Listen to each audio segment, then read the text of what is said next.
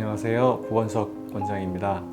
오늘은 코 성형시의 개방형 절개와 비개방형 절개를 언제 어떤 목적으로 어떻게 하는지 각 그 차이에 대해서 설명을 드리고자 합니다.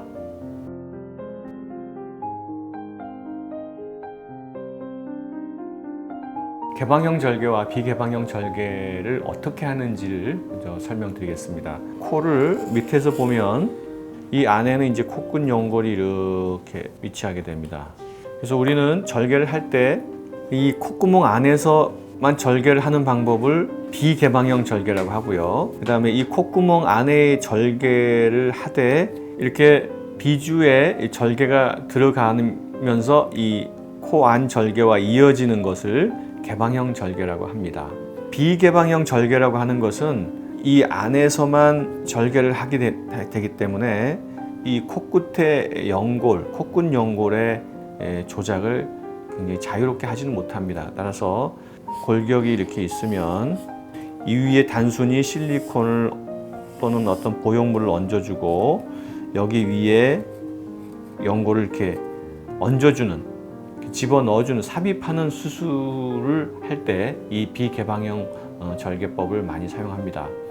따라서 이 수술법은 굉장히 간편하고 또 회복도 빠르고 수술 자국도 없기 때문에 표시가 덜 나는 장점이 있지만 수술하는 그런 부분이 제한적이고 또 그 결과도 우리가 마음대로 하지 못하고 어떤 제한적인 그런 결과를 얻을 수밖에 없다 하는 것이 단점이 되겠습니다.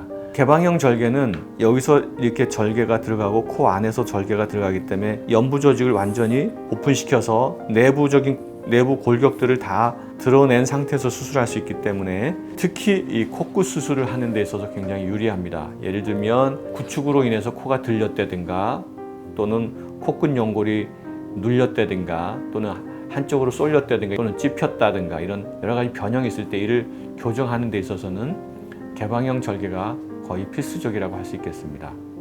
자, 이 개방형 절개는 지금 제가 동영상을 찍어서 봤는데요. 연부 조직을 완전히 박리를 하여 안에 골격들이 다 드러나게 한 다음에 수술하는 방법으로 특히 코끝을 우리가 자유자재로 우리가 원하는 방향으로 이동할 수 있고 또 조작을 할 수 있다는 것이 장점이 되겠습니다.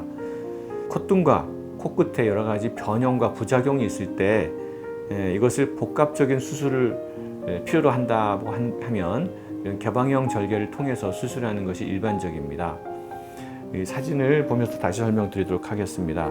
코 기둥이 이렇게 휘어져 있고 코 안에서 비주 안쪽에서 연골이 이렇게 꺾어져서 돌출되어 있죠. 그리고 콧구멍이 비대칭이 상당히 심합니다.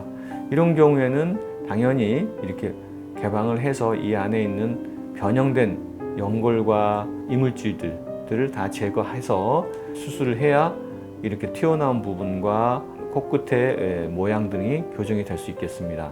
코 안으로 보형물이 돌출되어서 안에 결손이 심하고 염증이 굉장히 심한 경우에는 이 보형물도 제거해야 되지만 이게 코 안에서 뚫고 나온 이 부분에 조직에 구멍이 나 있기 때문에 여기를 메워줘야 되는 그런 수술이 필요합니다. 이럴 때는 당연히 개방을 해서 안에 흉터 조직과 결손 부분을 이식을 해서 메워주는 그런 수술이 필요하죠. 안에 있는 그런 흉터 조직과 염증 조직을 다 제거한 다음에 점막으로 코 안에 결손 부분을 다 메워서 이렇게 이 부분이 완벽하게 다 재건이 된 것을 볼 수가 있습니다. 코 보형물 제거나 재수술을 하더라도 구축이 심하지 않고 코끝의 변형이 덜한 경우에는 비개방으로도 거의 완벽하게 교정이 될 수 있습니다. 이분은 실리콘이 휘어져 있고 비주가 기울어져 있으면서 콧구멍의 위치와 모양이 비대칭이 상당히 심합니다. 이것은 비개방으로 제거를 하고 연골 재배치로 교정을 했는데요. 코끝의 모양, 비주의 위치, 콧구멍의 모양 이런 것들이 대칭성이 굉장히 좋아졌습니다. 밑에서 보니까 이렇게 기울어졌던 코끝이 정중앙으로 잘 돌아왔고 콧구멍의 비대칭도 많이 개선되었습니다. 이분은 구축이 이렇게 심하지 않아서 코에 들림이 많지 않았기 때문에 비개방으로 수술을 함으로써 이렇게 자연스러운 원래 모습을 되찾을 수 있었습니다. 이렇게 코 안에서 보형물이 돌출된 경우라 하더라도 돌출된 그런 보형물의 크기 정도가 심하지 않고 염증이 상대적으로 제한적일 때에는 비개방으로도 이 보형물을 제거하고 이 결손 부분을 봉합을 함으로써 치료를 할 수 있었습니다. 이분 보면 수술 전과 후의 모습인데요. 코끝의 모양이 수술 제거 후에 완벽하게 정상화되었고 보형물이 튀어나왔던 자리도 완벽하게 다 아물어서 좌우 대칭을 이루고 있는 정상적인 코 모양을 갖게 되었습니다. 코끝의 모양이 이렇게 꺾어져 있는 그런 약간의 변형된 모습에서 자연스러운 코 모습으로 바뀌었고요. 개방형 절개와 비개방형 절개의 선택을 할 때는 코의 상태, 즉 구축이나 코끝의 여러 가지 변형 또는 염증 반응 이런 것들의 정도를 가지고 개방과 비개방을 결정할 수 있겠지만 또 다른 중요한 선택 기준은 콧등의 피부와 코끝의 피부의 움직임이 굉장히 중요합니다. 이 동영상에서 보듯이 콧등과 코끝의 피부를 움직여 보고 움직임이 범위가 많으면 구축이 심하지 않으므로 비개방으로 수술을 할 수 되지만 피부가 고정되어서 움직임이 거의 없으면 피부와 그 아래층의 골격 사이에 유착이 굉장히 심하고 구축이 많이 진행되었다는 것을 의미하므로 개방형 절개를 해서 구축을 완전히 풀고 코에 교정을 해주는 것이 매우 중요하다고 생각합니다.